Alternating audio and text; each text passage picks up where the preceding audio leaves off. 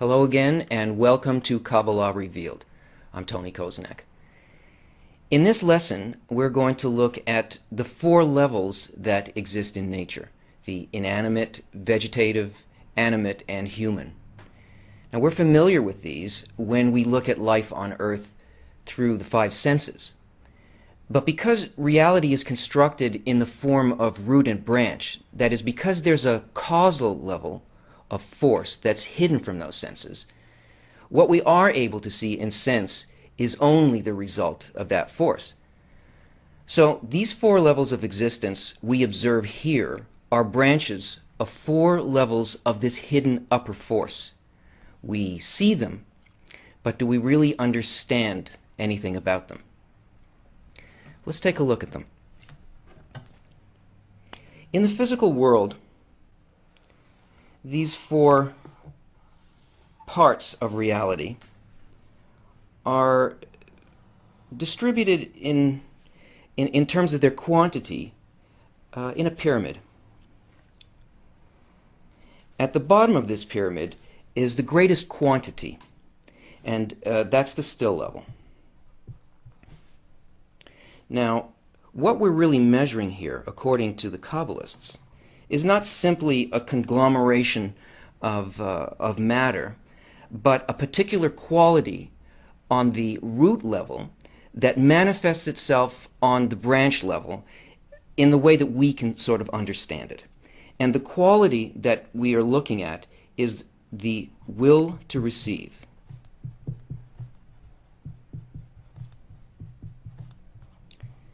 This is the only thing that exists in the physical world, so everything that we see here is an expression of that.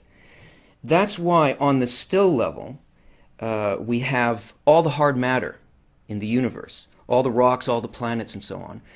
And they have the greatest number of things are in the still, because the still only has a tiny amount of will to receive, only this level here. It hardly has any will to receive. So therefore it has very little will to change, ability to change, and it takes tremendous forces to get it to move in any way. Above that is the vegetative level.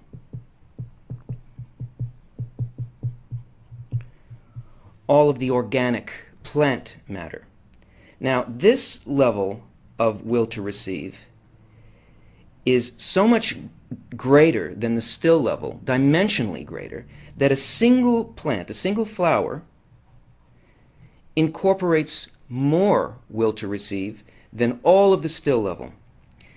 And because it has this extra dimension of the desire to receive, it also has the ability to grow. It can make a determination between what's good for it and what's bad for it, and it grows in a very limited way towards the sun, and taking certain elements from the earth and so on. It's a simple form of life. Above that we have the animate level. Now, the animate level has one animal, say a fly, has more will to receive than all of the still and vegetative levels combined. And because of that, it develops its own individuality. It seeks out its good, and it chooses between good and bad for its well-being on an individual basis. Above that, we have the human level. Now, this level incorporates more will to receive than all of the levels below it. They're all incorporated in it. And on this level, we have something called mind and heart. And these elements allow us to experience not like an animal that only sees the present, but to be able to use our mind and our heart to compensate for those things that are not present before us. And this grows our will to receive to a tremendous level. So here, this level actually incorporates all levels below it and affects all levels below it. So the inner life of the human level is really what makes for the conditions of everything else in the universe, because it's all really part of the human. When the human will to receive develops to its maximum, it reaches a level we call speaking, or what you could call a Kabbalist. Now, an entirely different order appears at this point. And these very same levels, 4 levels, are then experienced, or at least it's possible to experience them, in the spiritual realm. And here we see them laid out in a slightly different way, because we're not just dealing with the quantity of one quality, but with a comparison of quantity against quality. Here, the still, animate, vegetative, and speaking go by different names. And you'll see them in scriptures. The still level is called palaces. The vegetative is called robes. The animate is called angels. And the speaking level is called souls. And they're made up of a ratio of 2 qualities: the will to receive and the will to bestow.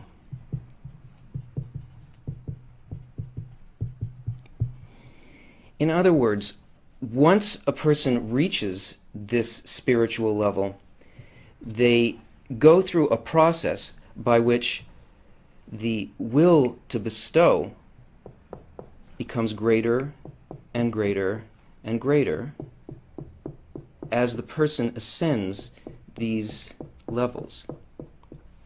And then, of course, above all those, there is another level of pure bestowal, and that's called the Creator. Now, these are very mysterious terms that I'm sure you've seen in scriptures. Let's take the mystery out of them. Let's look at an article by Baal HaSulam that deals with exactly what this means. It is Shemati article number 115 from the book Shemati. And he describes it this way. Still. The still is something that does not have an authority of its own. Rather, it is under the authority of the landlord and must satisfy every wish and desire of its landlord. Now, remember, we are speaking here about the upper inner life. And we need to understand that the inanimate spiritual level has no freedom or power over itself, just as the physical level of still has no freedom. Because freedom and spiritual life begins with self-control. And a person who can't control his desires is regarded as spiritually inanimate. Now, a person who strives for the Creator will eventually come to a state where he clearly sees that he has no power over his nature. But this makes him ask the Creator for strength to control his egoism, and his egoism is really what constitutes his nature. He asks the upper force to give him power, but not just in order for him to do anything that he wants in this world. That's the way that the powerful people of this world act. They're very focused on one dominating desire, and all of their actions follow that desire. Because of that, that kind of a person becomes an even bigger egoist. All of his small desires only serve one overpowering selfish yearning, but the spiritual path is different.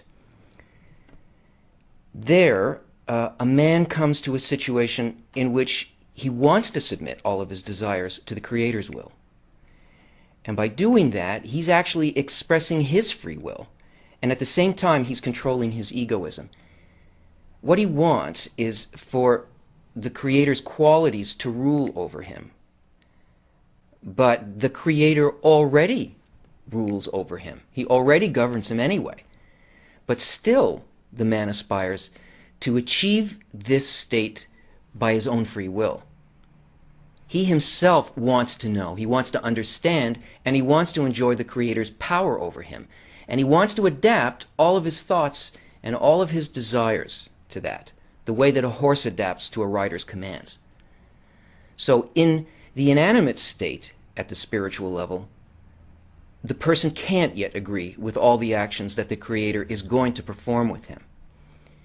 But he has reached a stage where he already feels the need in himself to fulfill all of the Master's desires. So, Baal HaSulam continues. Hence, when the Creator created creation for His glory, it is written, "Every one that is called by my name, and whom I have created for my glory." And it means that He created creation for His own needs. The nature of the landlord is imprinted in the creatures, meaning that all the creatures cannot work for another but for themselves. So, since the Creator created all creatures for His own sake, His nature is imprinted in them. And this means that each created being also does everything for its own sake. Everything that's been created is really meant only for a single purpose. And that purpose is to submit all of these little desires to the ultimate and the most satisfying one. That's why we see this scale of growing desire in the levels in creation. Man begins to feel and to understand this, and he now knows that the master's properties are totally different from his own, and that there's nothing he can do about it. So that is the still level. There's nothing he can do about it. But Baal HaSulam continues. The vegetative is that which already has its own authority to some extent. It can do something that is contrary to the opinion of the landlord, meaning that it can already do things not for itself, but to bestow. And this is already the opposite of what exists in the will of the landlord, which he had imprinted in the lower ones to work only with the will to receive for themselves. Yet, as we can see in corporal flora, even though they are mobile and they expand in width and length, still all the plants have a single property. In other words, there's not a single plant that can go against the method of all of the plants, but they must adhere to the rules of flora, and they're incapable of doing anything against the mind of their contemporaries. Thus, they have no life of their own, but they're parts of the life of all flora, meaning that all of the plants have a single form of life, and all of the plants are like a single creature, and the plants are specific organs of that creature. So all plants exist in the same way, as if they're all parts of the same plant. They start growing, and they wither, and they die at the same fixed time of the year, and everything's pre-programmed, and nothing depends on what they do. They develop and grow regardless of their will. And Baal HaSulam says, similarly, in spirituality, there are people that have already acquired the force to overcome their will to receive to some degree, but are confined to the environment. They cannot do the opposite of the environment that they live in, yet they do the opposite of what their will to receive wants. This means that they already work with the will to bestow. So it's the same in the spiritual. Those who have too little power to overcome their will to receive completely are enslaved by their society. They can't understand its influence, and they can't work outside of it, but they're attempting to oppose their will to receive internally, meaning that they already are working with their desire to bestow, and these people are free inside, but they're completely dependent on their society, just like the vegetative level of plants are. The vegetative contains some manifestation of an independent desire. It can defy the master's will. And what he means by the master's will is the dictates of the will to receive, the domination of the ego.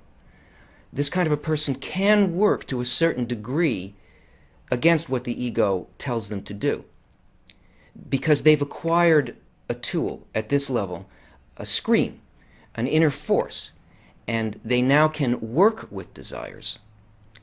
And the way that they work with the desires is that this person opposes the master's desire, which is his own nature, and that's the nature that the Creator gave him, his egoism. At this point, he already perceives that his nature does emanate directly from the Creator, but now he disagrees with his own inner quality, and he wants to influence it with an opposite attitude. So at the vegetative level, a person can already give instead of just doing things for their own sake. And this is what contradicts the will of the master. This will to receive was given to us at that point at which we were created. So on one hand, the Creator put desire into us, and He wants to fill us. And on the other hand, He wants us to acquire His property of bestowal. So really, both of these desires belong to the Creator. Even though we are immersed in egotistical desire, at the same time, we're included in the Creator's original desire. And conversely, when we eventually acquire altruistic desire, we will still remain inside the Creator's will. And that's because there is nothing but the Creator's will. His power over us. That's the meaning of there's none else besides Him. But a person can choose which power, which force he's going to submit to. I mean, which aspect of the Creator's desire is going to influence him. He can choose one of the two. So why don't we then feel these two desires equally? In higher reality, when we enter the spiritual world and we begin ascending, we ascend in the middle line, so that these two choices, whether to be under the power of egoism or under the power of altruism, at that point they're perceived by us as equivalent. And this state is referred to as klipat noga, which is between bestowal and reception. Sometimes we belong to one and sometimes we belong to the other. And that really is what man is like. So what he needs to do is to place himself in a neutral position between the properties of bestowal and reception. And when he reaches that state of neutrality, then he becomes free to make his own decisions. That's what we call freedom. Baal HaSulam continues, animate. We see that each animal has its own characteristic. They are not confined to the environment, but each of them has its own sensation and characteristic. They can certainly operate against the will of the landlord, meaning they can work in bestowal and are also not confined to the environment, but their own life. Their vitality does not depend on their friend's life. Each animate creature is special in its own way. It's not enslaved by the environment, and it has its own properties and its own feelings. In the physical world, we see that every animal can move freely and independently of the others, but they still submit to the laws that are common to their species. And so you see a lot of species breed and hibernate at the same fixed periods of time. So likewise, in the spiritual, each on the animate level has its own sensations and its own properties. He's not enslaved by society anymore. He has a greater degree of freedom to go against the master's will, against the will to receive, than the vegetative level. He can create his own environment. Now, he still somewhat needs his natural egoistic society, but he's not completely dependent on it. Yet, they cannot feel more than their own being. In other words, they have no sensation of the other, and naturally cannot care for the other. So, the animate level has a high degree of independence, but it lacks one very important thing. It only has the ability to sense itself. That's what it means by in the present. It doesn't feel others. And the highest states are the interconnected states. So he describes the speaking level. Speaking has virtues. 1, it acts against the will of the landlord. 2, it is not confined to its contemporaries like the vegetative, meaning it's independent from society. And 3, it also feels the other, and hence can care for them and complement them by feeling and regretting with the collective. It can also rejoice in the solace of the collective and receive from the past and from the future. Animals, however, only feel the present and only their own being. In other words, 1, he can completely defy the master's will. He can bestow rather than receive. 2, unlike plants, he doesn't depend on other people In other words, he doesn't depend on his environment to fill him. 3, he feels others, so he can take care of them and satisfy their needs. And that's what bestowal is. He has the capability to do pretty much what the Creator does. And his relationship to his society is that of an adult. He can create a society, and within that society, he can act completely against the master and create a society which is purely altruistic. And as he begins to nullify his egoistic properties, he finds himself increasingly interconnected with the society by choice. And he discovers that there is a true equality between him and the whole. And this is the level of absolute love, when man becomes equal to the Creator. He can share the suffering of society, which means that he acquires their desires, their empty vessels. He also shares their joys, which means that now he can fill their needs with the light within himself, so that all of society will feel it. By doing this, man rises to the root of his soul, and he includes all other souls. And in the likeness of the collective soul, Adam, he corrects all of them. Now, the others don't feel this correction yet, but the person at this level corrects the part of him that's in all of them. And by attaching them to himself as the corrected part of himself, he can reach his individual final correction. And now he can receive both from the past and the future, whereas the animate level of spirituality can only feel itself in the present. Join us again. Hello again, and welcome to Kabbalah Revealed. I'm Tony Kosinec. What is Tikkun Olam? It literally means to correct the world, but what does that mean? Is the world broken, or is it only our perception and our approach to life that needs to be fixed? Many people all over the world can clearly see now that we're currently in a crisis of direction and purpose. And any clear sense of the future is all but gone. We feel that we're kind of in a creeping chaos, and that all human activities are coming to a kind of dead end. From science to social, religious, national relationships, right down to the core of the family, we see that we simply don't know how to deal with the events and the forces that are working on us right now. Our whole problem is really only a problem of perception, because we're built to do whatever is in our best interest. But we can't do this on a large scale because we can't perceive on a large scale. If we could clearly see the rules concerning the whole, we'd simply do them. So we're constantly grappling with this problem. How can we really help the world in this situation? We have thought of this idea of Tikkun Olam, correction of the world, as a social activism, giving and doing, and all of these sort of actions that we account as kindnesses to people. But we can clearly see that social activism is not producing the outcome that we had hoped. So perhaps the meaning of the correction of the world is something else entirely. Now, Baal HaSulam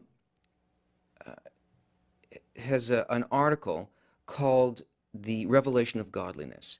And in this article, he deals precisely with what it is that Tikkun Olam is, what it will do, and how it can really affect the individual and the world as a whole.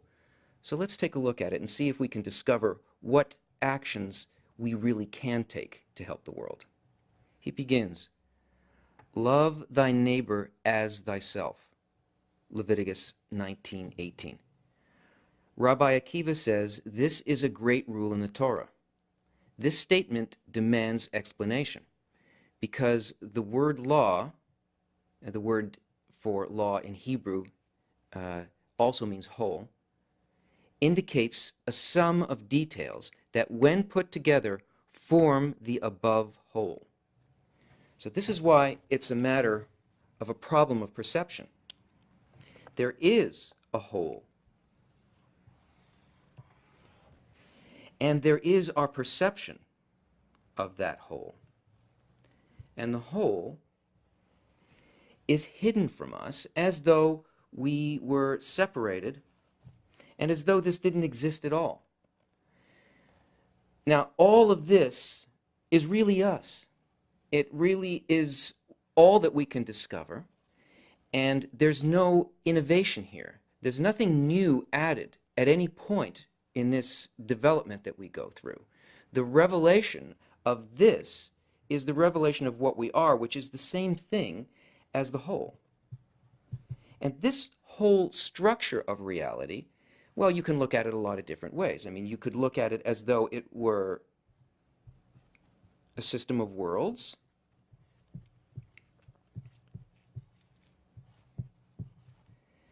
and us sort of isolated from these spiritual upper worlds in a place called this world. So this is really this same idea inverted, right? It's just sort of upside down compared to what this is. This is what we need to be able to feel and to see in order to really know how to operate in such a way that what we call godliness or reality becomes revealed to us. So this wholeness is really peace, and this is the thing that the Torah wants to bring us to know. It's really only about how to reveal this creator, this wholeness, this what we are, and to do it in such a way that it is a whole, that it is what you call shalom, or peace, that it works in such a way that this wholeness brings about the correct and good experience of existence. So he continues, it turns out that when he says about the mitzvah of love thy neighbor as thyself, that it is a great rule in the Torah, we must understand that all the other 612 mitzvot or precepts in the Torah, with all their interpretations, are no more or no less than the sum of the details inserted and contained in that single mitzvah of love your neighbor as yourself. So this article is telling us that the Bible is not a bunch of stories and rules. It's actually a manual that explains what we're building in our existence, how to build it, and after it's built, how do you operate it? It's the means of revealing all of the hidden details of reality in such a way that they work together in a harmony for a single good purpose. And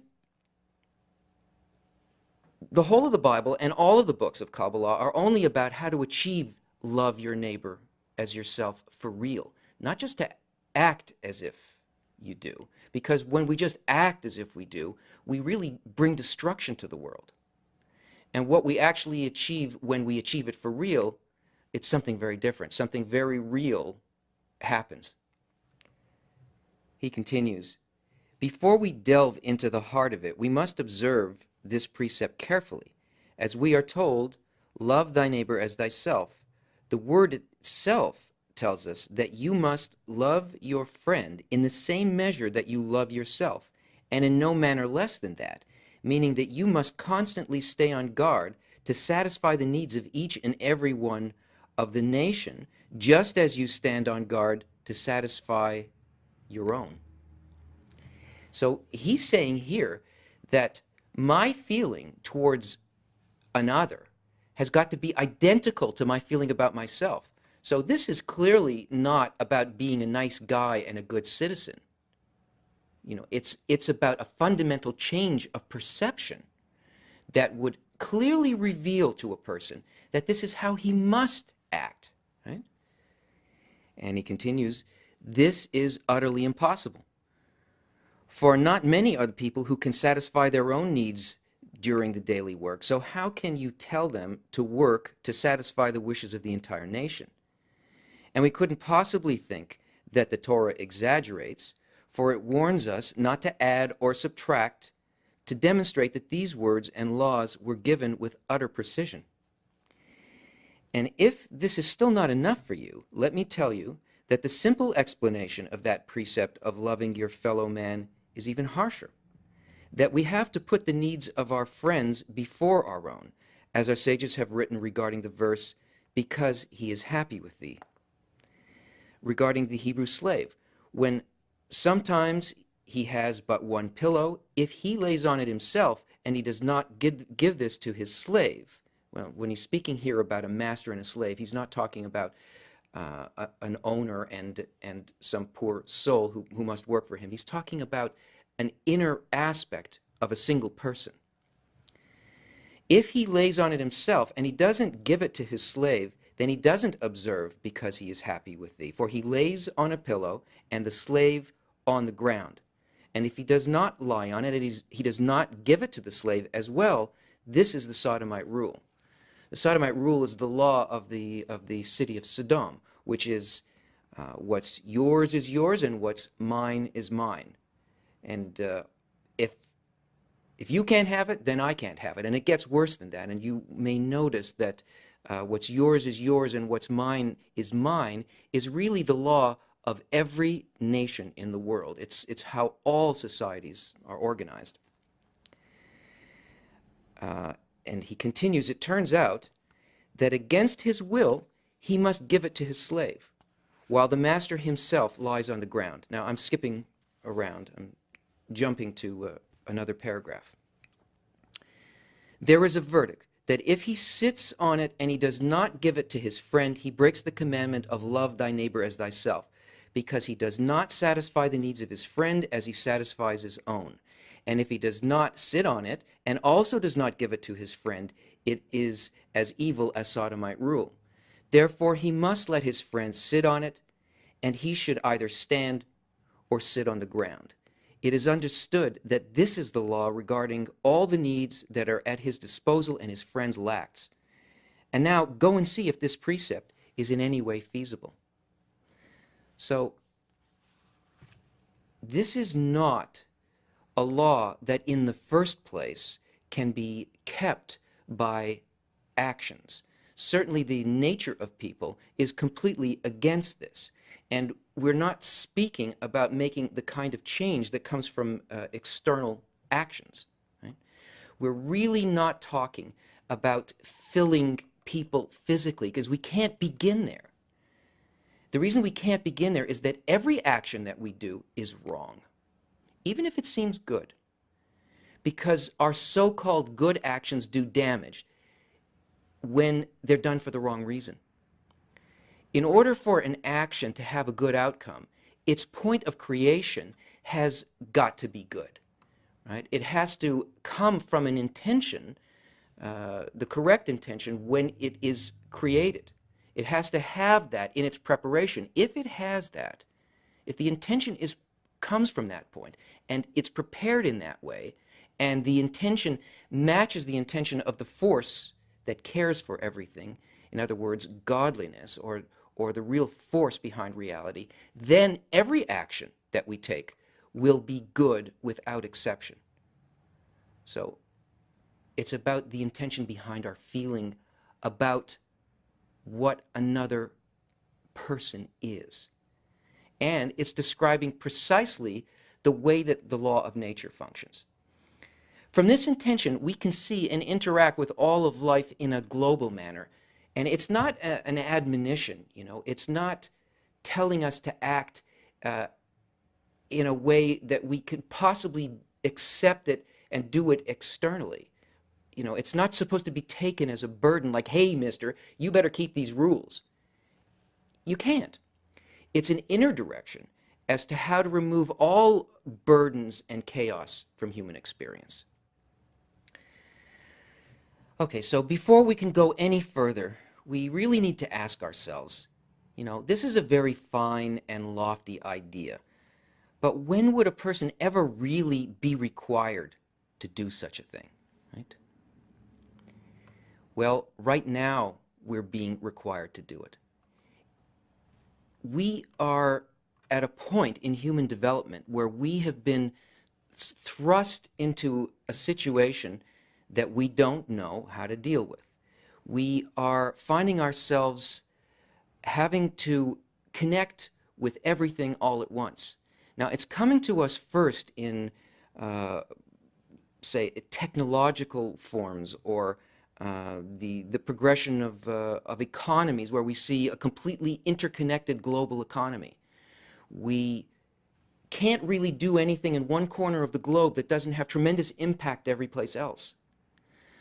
Even our system of communicating with each other has become so intermeshed that it's starting to break down our ideas of what we are and what we possess. Everything that we have experienced over the last thousands of years has been only according to the development of one particular quality inside humanity. And that quality is just the development of egoism. Everything, our own corner, our own private property, our own nation, our own privacy. But this privacy, because of the tremendous growth of our desire to feel, to know, and to fulfill ourselves, has now come to a point where we're already in our next stage, except we don't know how to live there. You look at the internet. If you put anything on the internet, once you can digitize it and it's there, it belongs to everybody. So we're already there. But because we don't know how to live there, we're finding ourselves becoming enmeshed in a global war. We're finding that we rob from everybody in our global economies. We still have poverty and suffering everywhere. And the only difference in how we're dealing with it is that now we can turn on the TV and see everybody suffering in every corner. So we need to know how to live in this globalized state. And love your neighbor as yourself is the instruction as to how it's possible to turn this situation that's overtaking us into one that will actually bring us to completeness and wholeness. Let's look at the diagram again. So this pre-existing reality needs to be revealed. And this is why we say that love your neighbor as yourself is both the means of revealing reality and of keeping all of the commandments. All 613 commandments are really the details of love your neighbor as yourself, and this is how that is so. When we see ourselves in this reality and can only perceive a small part of ourselves, we see ourselves as separated here. This is me, the I. Now, every other person, all others, are these single viewing points in the collective soul that actually make up this whole, but see themselves as completely separated. Now, if this I starts to expand and to view the egoism, these separate needs of the others, as his own need, then what happens is that they actually become his, so that there's an expansion. And as a result of this expansion and inclusion of others, precisely as the self, this degree of the whole becomes revealed. And this happened, this larger degree of perception of the whole happened only because of the love of the other as the self. Once the vessels of the other are incorporated into the desire of the individual, then they become his. There's no difference between the I of the one person and the I of the many people.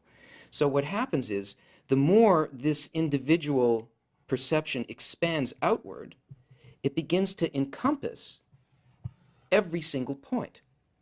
So all of this pre-existing reality, this godliness, becomes a whole, simply as a result of going beyond the border, not only of what's mine is mine and what's yours is yours, but what's yours is yours and what's mine is yours. And this increases the expansion to the point where there is no consideration of this is just me, but that this becomes the whole reality.